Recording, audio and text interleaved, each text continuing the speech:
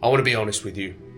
I've been on this trip for over a year, and well, it's about time that I go home. But there's this deep feeling inside that I don't want to leave, even though I know that it's the right thing to do. I've achieved almost everything I've ever wanted on this trip. Apart from this one thing. And well, this one thing is where it starts to get really hard.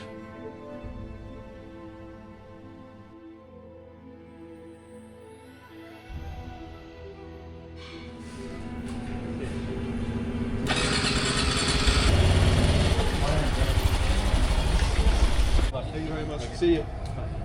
Well, it's an emotional return for the bike. I haven't seen this bike in, I think, 2 or 3 weeks. It is crazy to have her back. And we now have, I think it's about 8,000, 7,000 kilometers left. And just about 50 days to do it.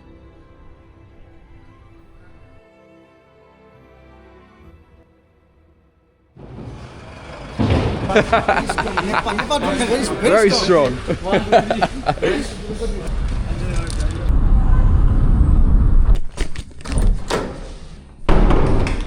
Hello, brother.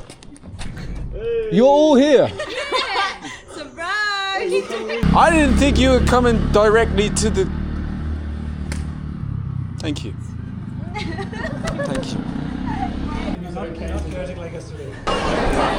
Bye. Bye bye, Harry. Habibi Harry.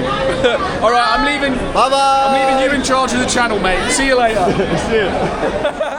It was pretty emotional leaving the continent I'd left 1 year before. Back then, I was 26 going on 27.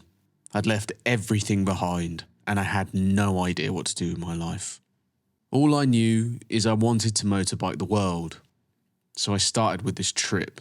Now, I'd almost achieved that, and the finish line was in sight, but I didn't know whether I was just continuing to say I did it, or if I really wanted it anymore. All I knew now is that I wanted to be home before Christmas, and I wanted to deeply finish what I had started. And to begin that journey, I was about to be in for a shock to the system and a whole ordeal. Habibi, I've seen you, you know. Yeah. Very nice to see you. Thanks. You have a courteous guy, you know. Thanks, Baba. Appreciate it. I'd arrived in Dubai, the land of the riches. Everything was shiny, orderly, and just worked. But with it came the never-ending grab for money. 6 hours of waiting for offices to open so I could collect my baby, and a 24 USD taxi later, I arrived to 10 hours of something that I still struggle to explain. A $600 customs charge suddenly became $193 without the useless agent. A 3-hour wait just to open the box, and then no hammers for health and safety reasons, and a convenient box opening service. But I had a clever fix up my sleeve. The type that Columbo would have wished he'd had seen coming. And the type that can make you avoid charges at the border like a pro.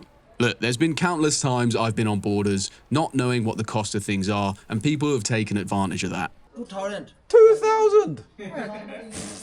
No way, bro. So listen, don't share this secret I'm about to share with you. Bob's your uncle. It is done. That maybe took me about 1 minute. I've recently been converted to using an eSIM to prevent people taking the mick out of me when I'm clueless in a new country. And to do that, I've been using eSIM IO to stay connected throughout my trip. From exchange rates to the cost of taxis, or even just trying to get up your e-visa when crossing the border, if you're not connected from the get-go, it's gonna be an absolute headache. I've personally been using their regional eSIM plan to stay connected throughout my trip. Every time I cross a border, the connection stays present, I can check exchange rates, insurance costs, and avoid the usual scams people usually lay on unsuspecting tourists. It takes less than 5 minutes to set up, you can monitor your data usage in real time, and their One SIM feature allows you to keep the same SIM and use it like you would a separate line on your phone, that you can top up any time by keeping balance in your account. So if you want to stay connected seamlessly between borders, just like me, head to the link below,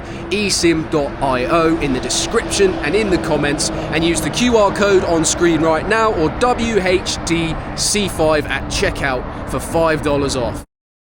We had finally left the region I had known for so long, and we were about to adventure through a new one that I knew for some of the grittiest adventurers known to man. And my adventure was about to become pretty gritty too. But before that, I was about to be stunned. Say what you will about this place, but the fact that it didn't exist 100 years ago is quite remarkable. But it all exists for a reason. And yes, it is to do with the claims you usually see about this place. Camps do exist, but they might not be what you expect. And well, I filmed them, so I don't think I'll ever be able to go back to Dubai now. But to be honest, I don't really care. What will I do? See the Burj Khalifa again? Or eat overpriced Indian food? I can see Big Ben at home and do the same, thank you very much. Ahoy shipmates, it's time to abandon ship. We're going to head today to start the transit journey to Saudi Arabia and then through to Iraq. And we're going to be doing something special on the way. We're not going to be staying in any hotels. So, let's go try to do it.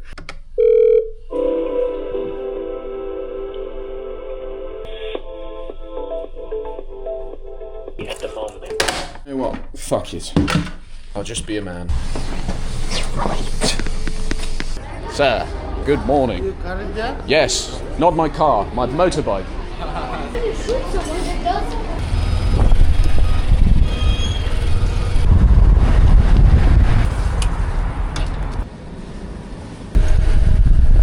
Where are you from? Oh, I'm from England. England. But the bike is from Thailand. This made in Thailand. This one. Yeah. And you are from? I'm from Nepal. I knew it.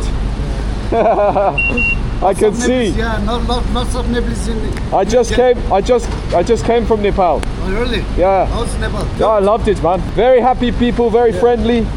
You know. No money, but they're happy always. No money, but peaceful, nice, friendly. Here is the opposite. Lots of money, but no one is that friendly. All right. Okay. See you, bro. It seemed like a better time than any to outrun my potential blacklist. But the plan was to get a tent before I left Dubai. And well, it wouldn't turn out quite as a plan as per usual. And well, after 3 nights in Dubai costing me the same as flying a motorbike 3,000 kilometers across the sea, I knew I had to do what I said I would. And it wasn't looking good, but I had a trick up my sleeve. And I was banking on something. We're about 2 hours outside of Saudi right now, and I've heard that out there, he told me, there are incredible sandstorms at night. So, our plan of doing this with no shelter might not be a very good plan. But I think I have some good ideas on how we might be able to. Now, a little birdie had told me that you could sleep in mosques across the border, but the answer might turn out to be different. So, after some of the worst food I've ever had entering a country, and turning down a hotel, I arrived to the warmest welcome I'd ever received. And I tried to make something up about it to make me feel better. Well, here we are on a starlit, moon-filled night, and it hasn't really gone too well for your boy's old plan of sleeping it rough the whole of Saudi Arabia. All the mosques are closed, and, well, I think it's pretty fitting, considering we're in the desert, and what once would have been the land of a tribe called the Bedouin, who would traverse across large sand deserts and dunes like this with camels sleeping on bare earth every night. And I think it's only fair that we do them a bit of justice and sleep next to a highway with some sand in the distance. Well, I clearly have spent a bit too much in Dubai, haven't I? It's a good night from me, from the old Arabian sands of Saudi Arabia. My own Arabian sands. next to a fucking motorway.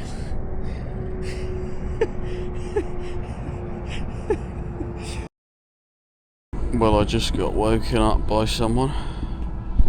He goes, "Is everything okay?" And I was like, "Yep." And he goes, "No problems?" And I was like, "No." And he goes, "Okay, good." Welcome to Saudi Arabia. What the fuck am I doing, man? Fucking hell, what a night, mate.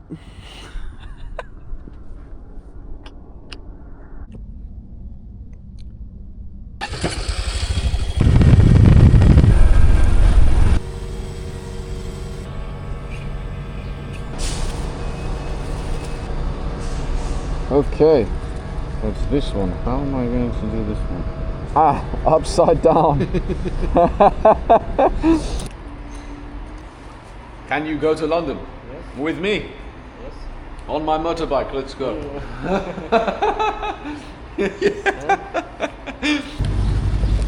The plan was to make it through Saudi as quickly as possible, up through Kuwait and then into Iraq. I only had about 40-ish days to complete my trip home, and I wanted to spend 2 weeks in Iraq, so there wasn't really much time to see anything. But in all honesty, there wasn't much to see. This part of the world contains the second biggest desert landmass known to man, and it shows. Sun-scorched tarmac, glistening roads, and nothing but dunes and heat waves warping the horizon for miles. It's a wonder how any civilization ever flourished here. That day, I was eager to make it to Dammam, a small beachside city with a metropolitan centre, and a place where I might be able to fulfill my plan of sleeping in a mosque. But again, it wouldn't go quite as expected, and I might later end up sleeping in a place that sounds quite good on paper, but in reality was the worst spot imaginable. But there were some silver linings. Can I take this and some water? No, don't pay for me. No, brother. Saudi Arabia. Here, Saudi Arabia. Anything free. Yes. give water. My friend. Anything. No. I want you to leave. I was bought things in the shops, helped to get connected, and checked on the side of the road when I needed an overheat power nap. It was a stark difference to its more opulent neighbour that we had just left behind. And there would be more of it to come as we continued the journey, arriving to the twinkling city lights of Dammam and its most beautiful mosque. I had arrived at evening call to prayer, and thought it best not to ask or disturb anyone until after, so I decided to go in and look. And I'm not sure what came over me in that moment, sitting there watching people pray so emotionally, almost begging for help or forgiveness. I realised something so simple, but yet quite profound. All humans, no matter what creed, colour or religion, all suffer. And each culture has its own way to alleviate that, to find peace. For some, it's found in Islam, others Christianity, others Buddhism. But whichever path you follow, it all comes from the one very human thing that connects us all. The ability to feel pain and sorrow, and the want or need to escape that. Anyway, it turns out my grand plan would crumble to dust in front of me. So, I have been told that I'm not allowed to sleep at the mosque. And I would now have to formulate another plan.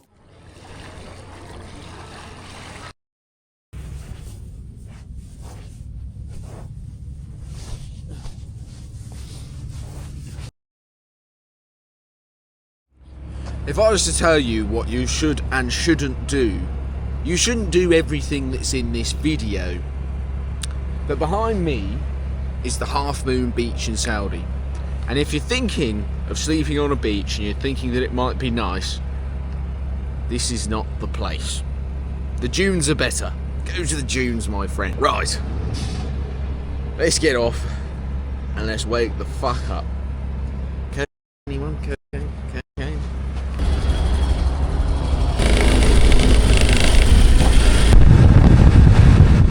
Well, Saudi was almost out of the way, and my challenge was almost complete. I told myself that if I made it across the border, I was going to give myself a treat. But probably not in the way you're thinking. something far more useful for the stupidity that I was about to undertake. So now the endless hunt was about to commence. Through the vast nothingness, long straight roads and searing heat, we made it to the border, across to Kuwait by 9 p.m, and finally a place to rest for the night by 11 p.m. It was again a long day, late night, and no real respite. Oh, it rhymed. I didn't even mean that to rhyme. Nice, fucking hell. Maybe I should quit this and become a rapper. But although it looked like my luck was short, it was about to change in a beautiful way. Well, good morning from the wonderful country of Kuwait. Today is going to be my last night here because the Iraq visa has come through. I applied for it yesterday, it's come through today. So, we're going to go get my treat. And also, have a little bit of a look around this place because I don't really know much about Kuwait. I didn't really spend much time in Kuwait. My plan was to get out of the more expensive countries as quick as possible and enjoy my last real adventure in Iraq. And I was doing just that, but I still needed to get myself that treat before I left. I'm going to be honest, it was a tent. Cold nights with stray dogs barking at my feet and condensation on the sheets.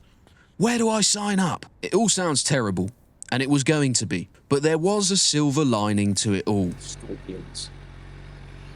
Are there scorpions in Iraq? Probably. I spent most of my day in Kuwait looking for that tent, and I couldn't find a thing. Locals helped me to look, showed me a couple of places with their 1400cc Hayabusas while I dragged behind on my little 125. But I still couldn't find what I needed.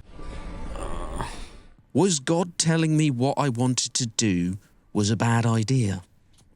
It wouldn't be the first time. Going to a level 4 country is one thing. Trying to wild camp in it, well, that's another. ISIS does still exist in pockets of the country.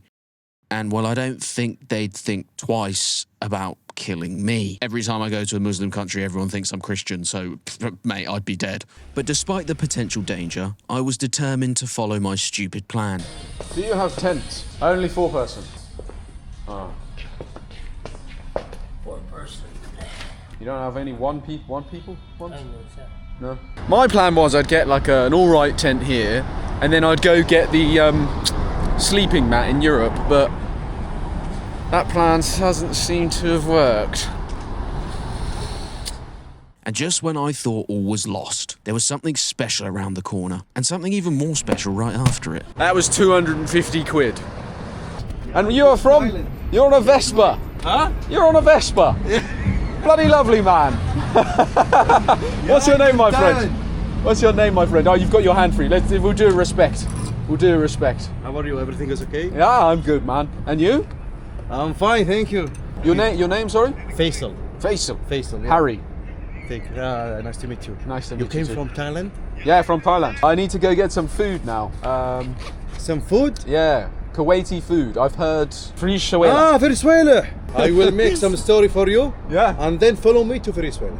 Hey, okay. Okay. All right, my so friend. Do you have any friends there or? No. I'm going by myself. You can join me if you would like. You will join with me. I will join with you. I'm now your guest. I'm so glad I met Faisal, aka the Sailor. He was a legend and was about to make my preparation look like it was nothing, sending me off with wishes so warm they would keep me toasty for the colder parts of the journey that were now on the horizon. Traditional Kuwaiti food, an anointment as a professional footballer by accident. Harry, like Harry Kane. يلا حيا مستر هاري كينج ترحيب بدل الساحل بالغرب هاي ترحيب welcome. And then, with stomachs full, we rode off into the night for tea, where I would be adorned with the most beautiful send-off I ever could have imagined from the Great Persian Gulf. Emergency! He's gonna run me bike over. We are the distributors for quadlocks mounts. So Dude, I've been wanting to get quad lock for ages. Thank you so much. welcome. It's like talking, because you are our guest here in Kuwait. So it's the least we can do. Well, what an absolute send-off from Kuwait it is. I've also been given this for cold weather. So as we're going into colder regions in Europe, we'll be nice and safe. some gloves, and some nice tops and a quad lock mount, man. Guys, I can't thank you enough. I very much appreciate that. And just when you thought it couldn't get any better, the very next day I was gifted with a useful and important gift that I did not realise would be utterly necessary for the coming petrol stations. But not in the way you're probably thinking. I was now just a 1 hour drive from the most volatile border I had ever travelled to. And I was prepared for something that was about to shock me. Yourself a zombie attack. Bloody hell. Now you're telling me Iraq is not dangerous. It's only for show. We had made it 1,500 kilometres across the great Persian Gulf, and we'd been met with nothing but the best of humanity yet again. Would Iraq be where that would end? Or would we be met with the very same? That's for next time. And I really hope that next time we'll be met with the same. Because this time, it could be serious.